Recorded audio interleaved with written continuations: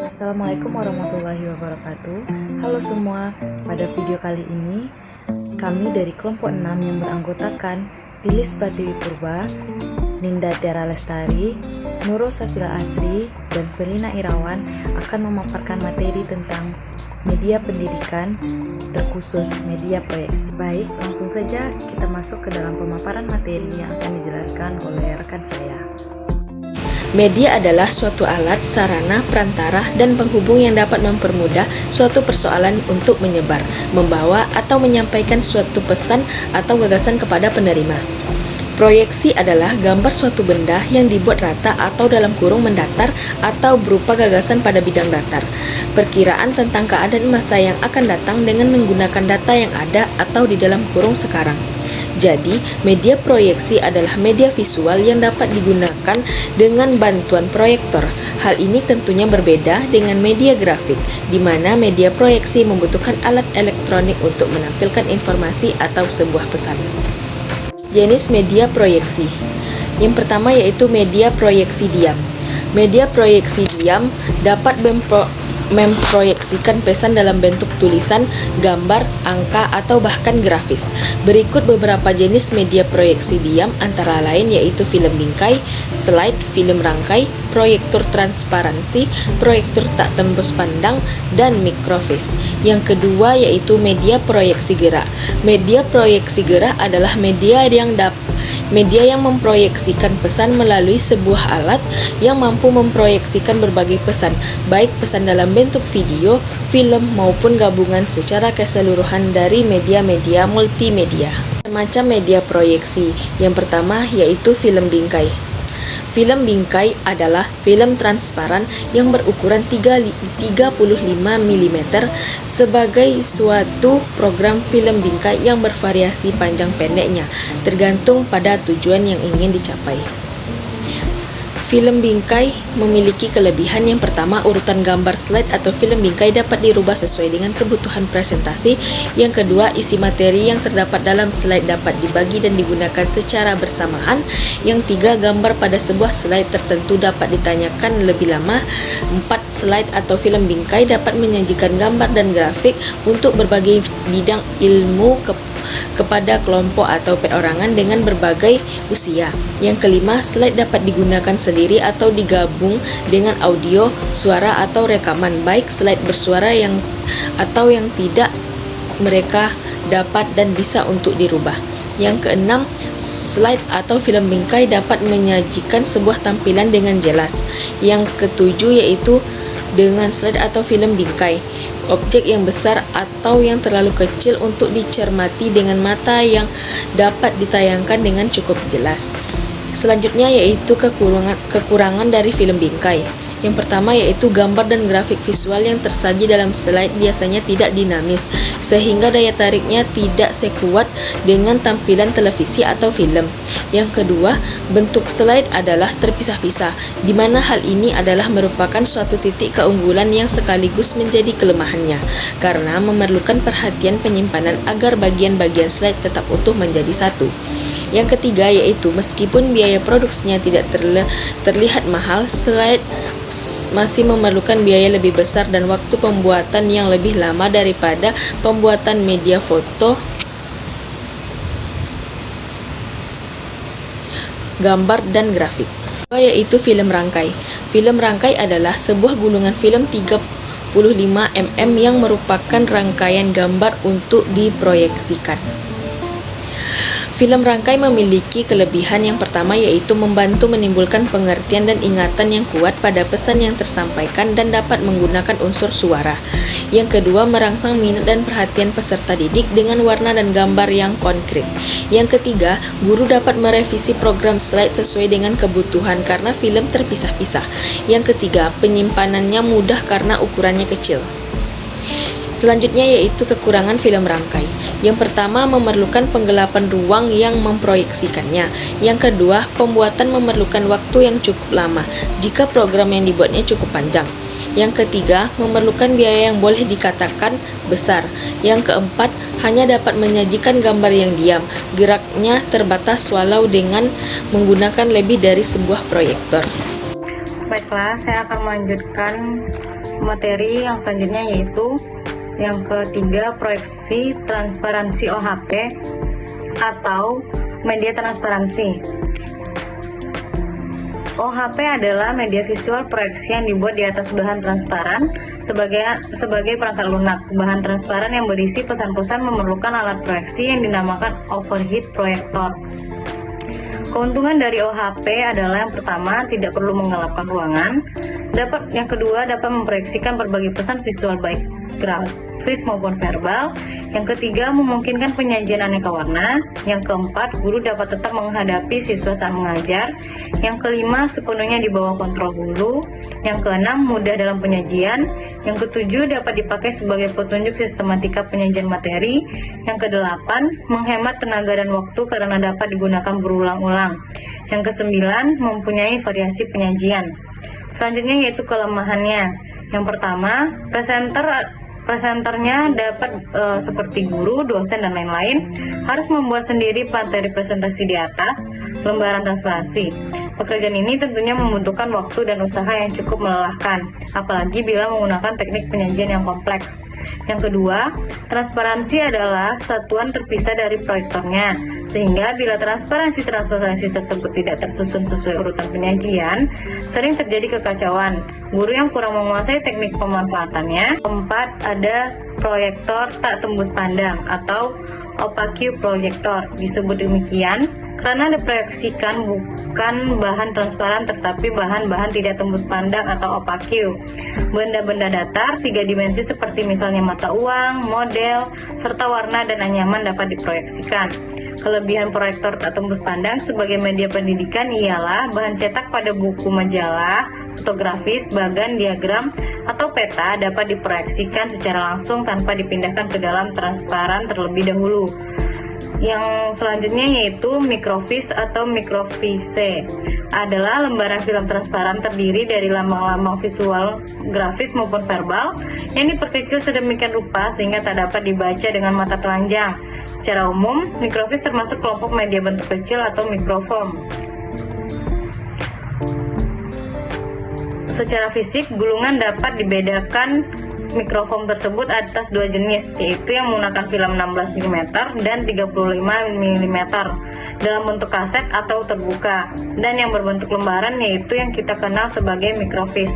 Media proyeksi gerak itu sendiri adalah media yang memproyeksikan pesan melalui sebuah alat yang mampu memproyeksikan berbagai pesan, baik pesan dalam bentuk video, film, maupun gabungan secara keseluruhan dari media-media atau multimedia. Jenis-jenis media proyeksi gerak antara lain yang pertama ada LCD. Karakter LCD di lingkungan masyarakat dikenal sebagai in focus karena semuanya tergantung pada kualitas gambar yang diproyeksikan melalui kecerahan dan warna. Ada pula kelebihan dari LCD. Yang pertama yaitu memberikan tayangan gambar sekaligus suara, lebih menarik perhatian peserta didik, dapat menghadirkan contoh dengan nyata. Yang keempat, memberikan kemudahan dalam menyajikan materi dengan media yang sulit. Selanjutnya yaitu kekurangan dari LCD. Yang pertama, memakan waktu yang lama karena asyik atau karena belum mengetahui aturan pelaksanaan. Yang kedua, di dalam mensimulasikan situasi sosial permainan, cenderung terlalu menyederhanakan konteks sosialnya, sehingga tidak mustahil peserta didik justru memperoleh kesan yang salah. Yang ketiga, LCD proyektor hanya mampu menyajikan komunikasi satu arah. Yang keempat, LCD proyektor pada saat disiarkan akan berjalan terus dan tidak ada kesempatan untuk memahami pesan-pesannya sesuai dengan kemampuan individu peserta didik.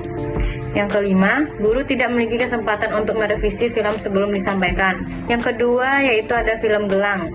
Film gelang adalah jenis media yang terdiri dari film-film berukuran 8 mm yang ujungnya saling bersambungan sehingga terus mengulang jika tidak dihentikan. Selanjutnya yaitu kelebihan dari film gelang. Yang pertama, memberikan pesan yang dapat diterima secara lebih merata oleh peserta didik.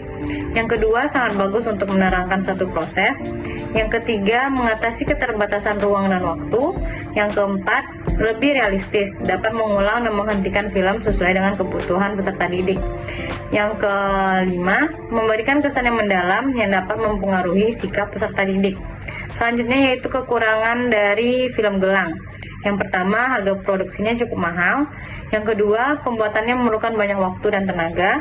Yang ketiga, memerlukan operator khusus untuk mengoperasikannya. Yang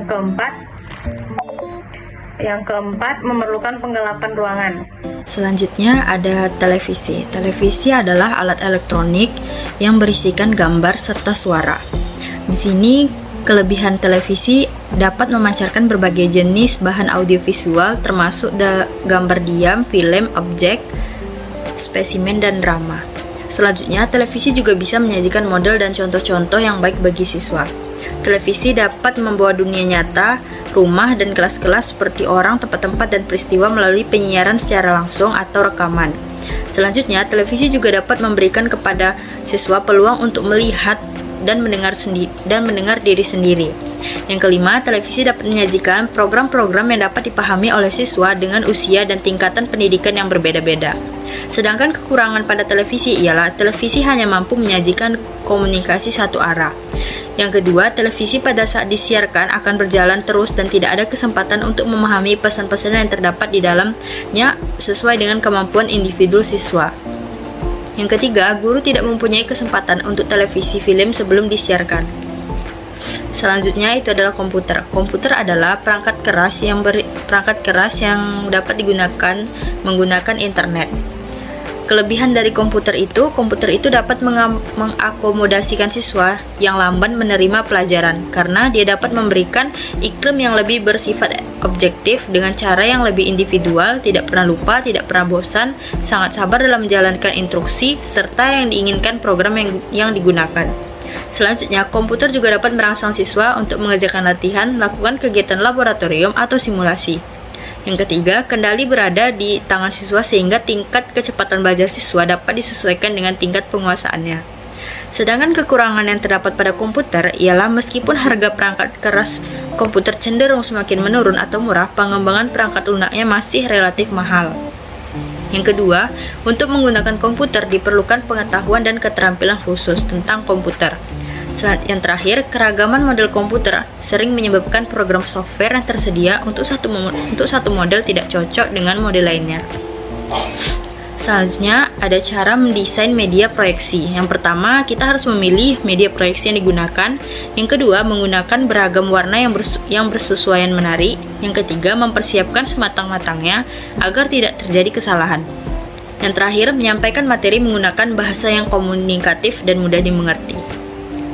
Selanjutnya itu adalah langkah-langkah pengembangan media proyeksi. Yang pertama, kita harus menganalisis karakter siswa terlebih dahulu.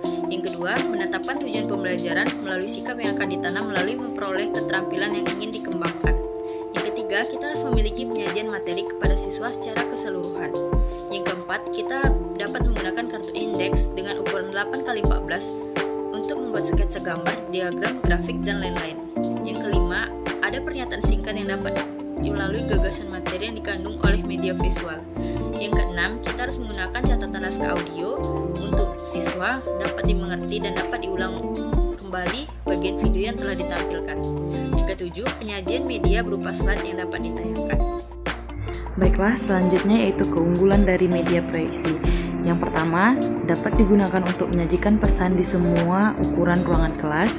Yang kedua, menarik karena memungkinkan penyajian yang variatif dan disertai dengan warna-warna yang menarik.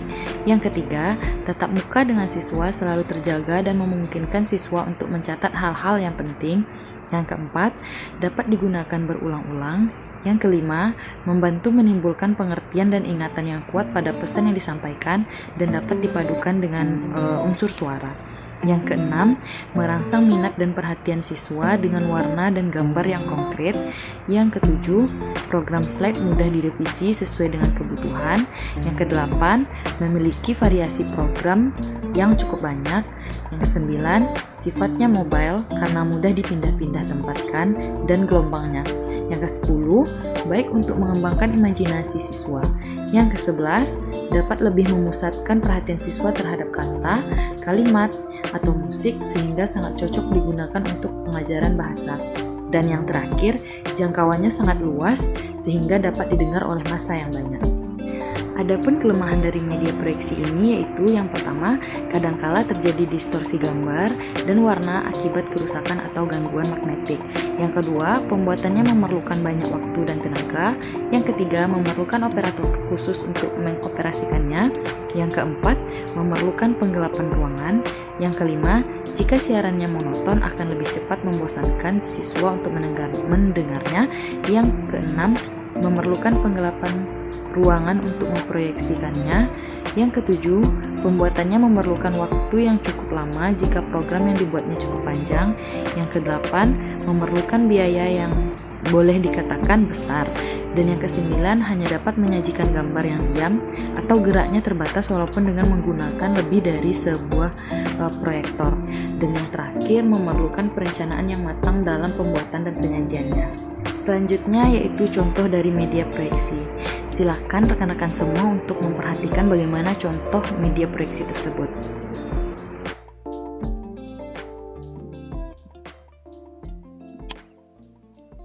Kompetensi inti di dalam kurung KI. KI tidak memahami kompetensi dasar di dalam kurung KD. KD 3.9 yaitu